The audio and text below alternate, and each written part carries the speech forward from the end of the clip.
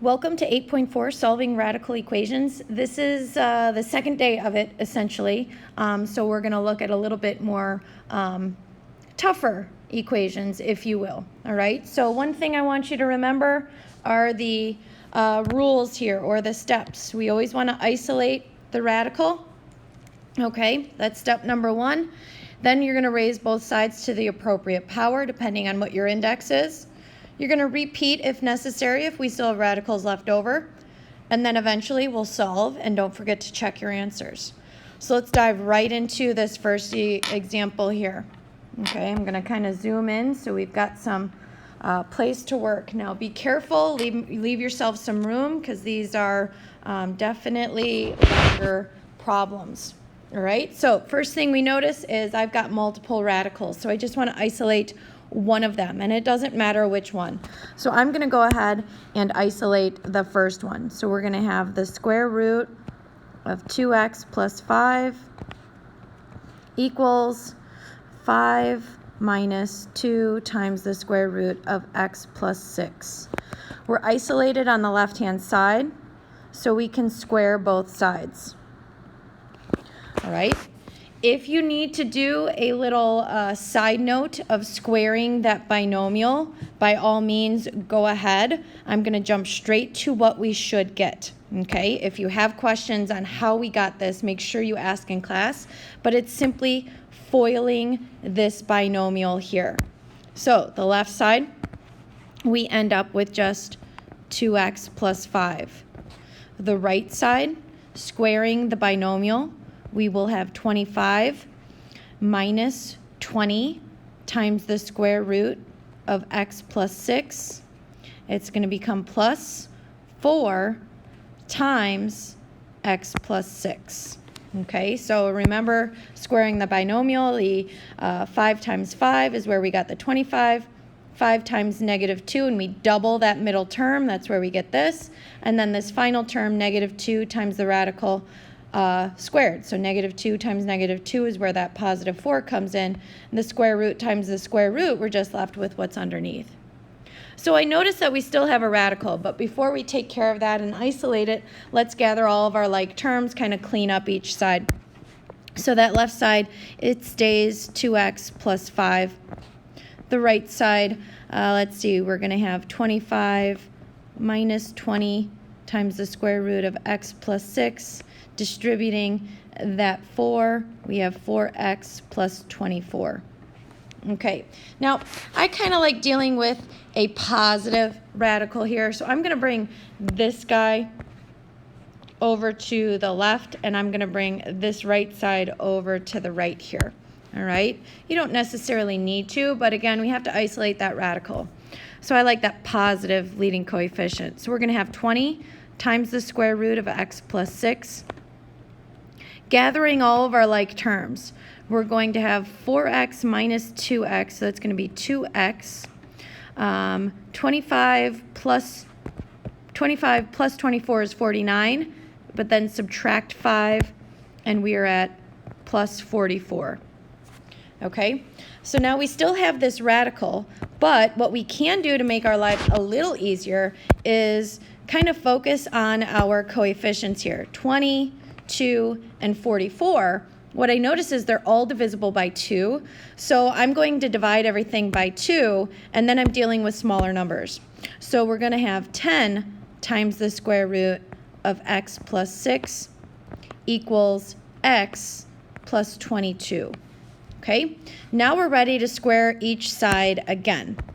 All right, we still have a radical. When we square each side, the one thing we have to remember is to square this coefficient here, okay? And then on the right side, we're going to square the binomial. So when we do that, we're going to get 100. Squaring the radical, we're just left with x plus 6 equals, squaring this binomial, we're going to have x squared plus 44x plus 484.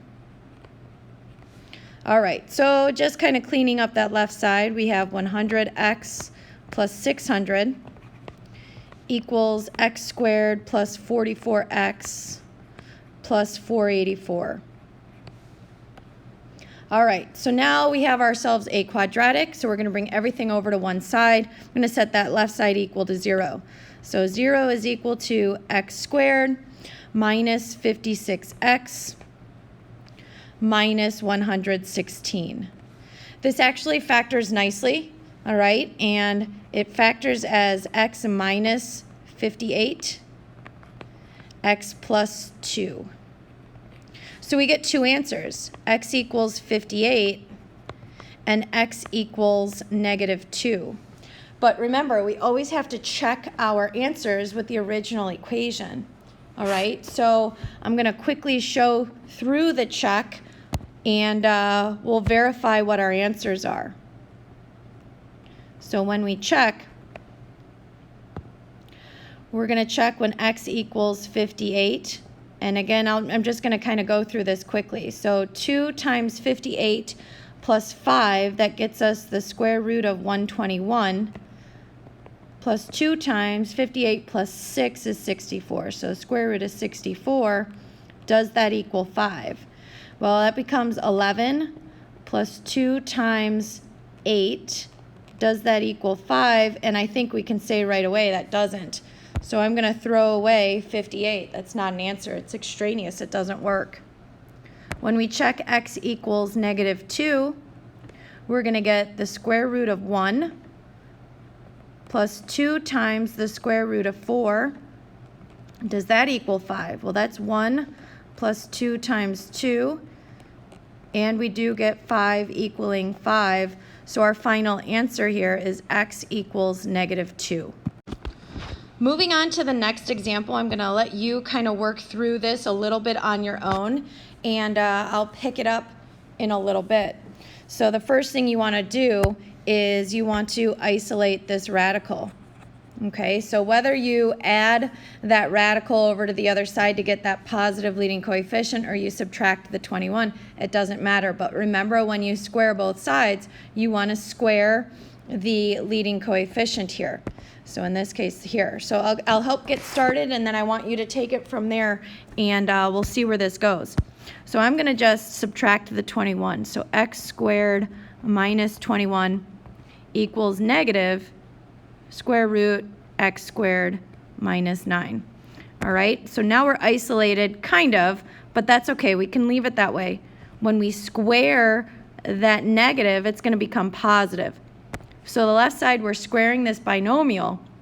We better get 3 terms. It's going to become x to the 4th minus 42x squared plus 441 equals, this negative being squared just becomes positive. The radical, square root of x squared minus 9 squared, we're just left with x squared minus 9. Okay, so I want you to try and take it from here. I'm going to give you a little bit of time, work through it, and when you're done, come back and check with me.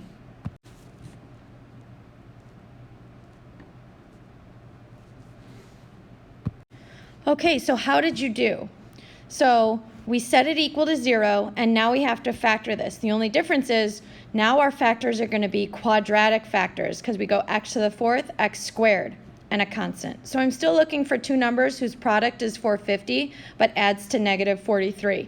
So those two numbers are negative 25 and negative 18. But notice when I factor, it's x squared minus 25, x squared minus 18. So what we should notice though is this x squared minus 25, that's a difference of two squares, so it does factor further. X squared minus 18, it doesn't factor any further, so we can kind of leave it. But now when we set each of those equal to 0, we get x equals negative 5, x equals positive 5. We need to do a little bit more work here. So we set this equal to 0, and then we add 18. So x squared equals 18. And then when we take the square root of both sides, we have to remember that plus or minus the square root of 18. And now simplify the square root of 18, and we get plus or minus 3 root 2. Okay, but we have to check. So I'm going to give you a second. I want you to pause the video, and I want you to check the answers on your own. And we'll come back and go from there. First, checking x equals 5 and x equals negative 5. I did this at the same time because when I square 5 or I square negative 5, I'm going to get the same values. So they kind of work hand in hand. Either way, I'm going to get a false statement. 25 doesn't equal 7, so I'm throwing these guys out. Those don't work. Let's go ahead and check when x equals plus or minus 3 root 2. Now really, to make our lives a little easier, I'm going to focus on this portion. When x equals plus or minus the square root of 18. Because when I square either one of those, they're both going to become positive, and we're going to be left with 18 equals 21 minus the square root. Well, the square root of 18 squared is just 18 minus 9. And so we get 18 equals 21 minus the square root of 9, which becomes 18 equals 21 minus 3, and it works out. 18 equals 18, so we can go ahead and say, hey, those two answers work out. All right, moving on to the third example here. This is one where you need your calculator. All right, so this is the only one where you will need your calculator. So make sure you have that out, and you'll have to kind of finish the steps on your own here. So the first thing I notice is, as we're looking at it, our radical is already isolated. So we're ready to take on and raise both sides, but notice our index this time is 3. So in order to cancel that out, we need to raise both sides to the third power, okay? So this right side here, if you need to, rewrite that as 2 minus x times 2 minus x times 2 minus x. So what I suggest doing is first foiling these guys, all right? And I'll kind of walk through that step. So the left side becomes 2x squared minus 11x plus 14. The right side, if I foil these two first, we're going to be left with 4 minus 4x plus x squared times, we still have that 2 minus x left over from that right-hand side. So now we have to distribute again. We need to multiply that right side out still, okay? So as I kind of go through it, and I gather my like terms, okay? So 4 times 2, I get 8. 4 times negative x, I get negative 4x. Now I'm moving on to this term and distributing it to both of those. And I'm lining up my like terms. So negative 4 times 2 is negative 8x.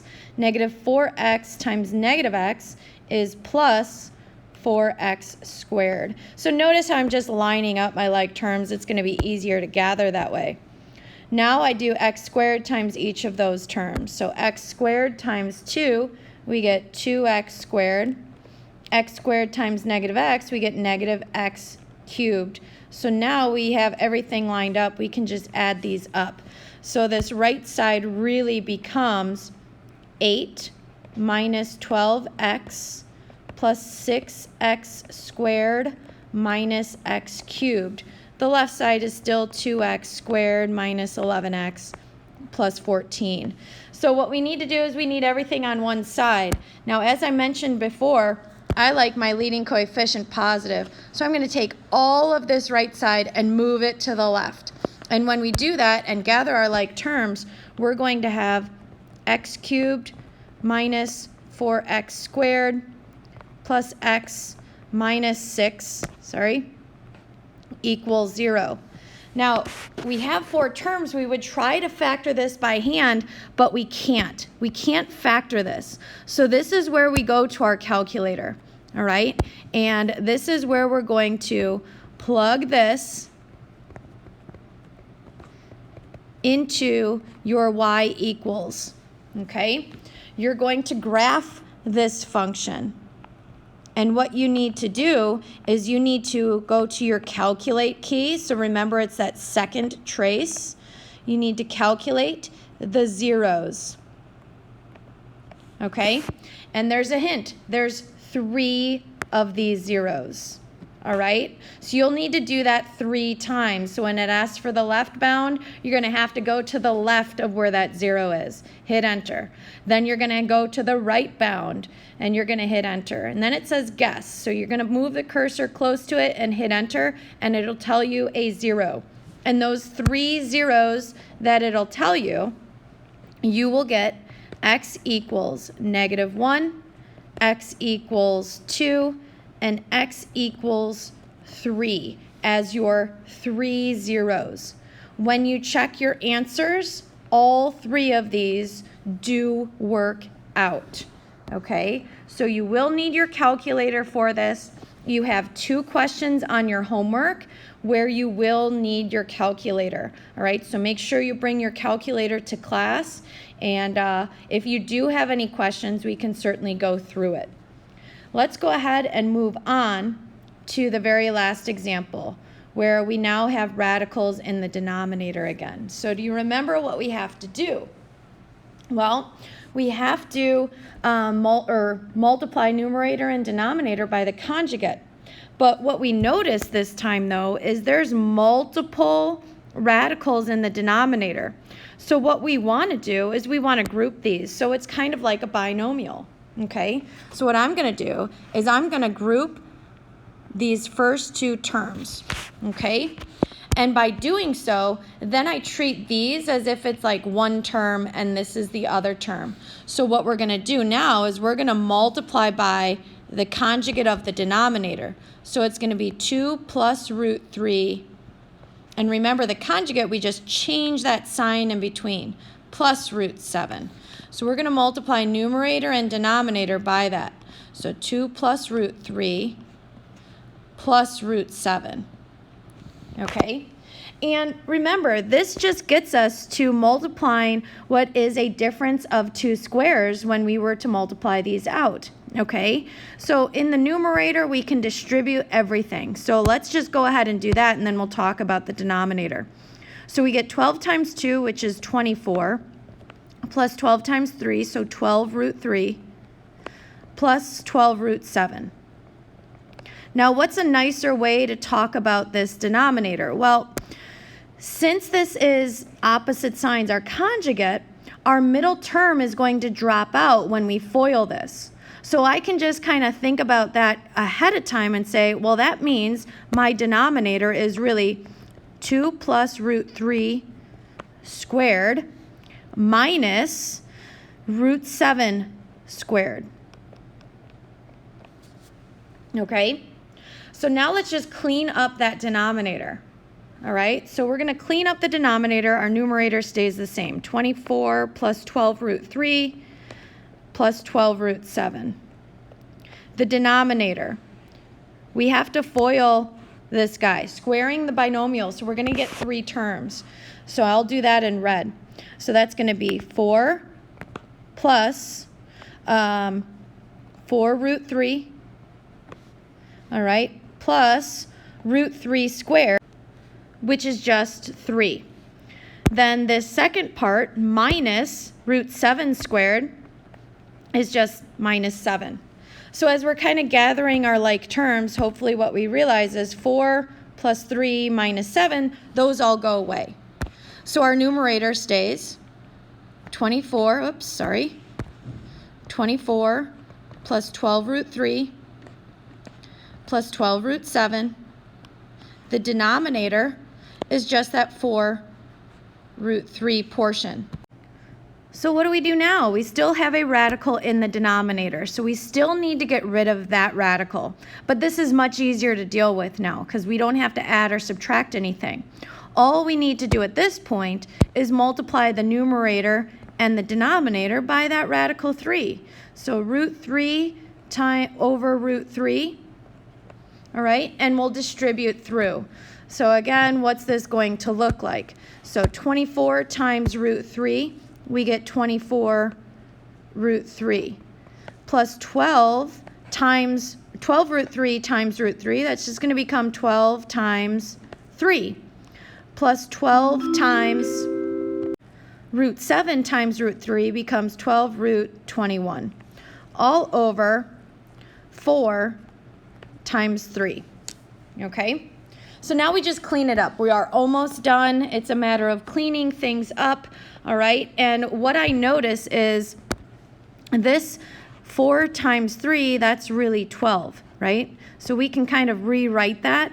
And now kind of looking at every single term, 12, 12 times 3, 12, and 12, we can simplify further. They each have a 12 in common, so that 12 goes away. And this 24 becomes a 2. This 12 goes away, and this 12 goes away. So what are we really left with? We're really left with 2 root 3 plus 3 plus root 21 all over 1. Now, since it's all over 1, we don't necessarily need to write that. We can just write it as our final answer here. And there we have it. We are done. If you have questions, let us know.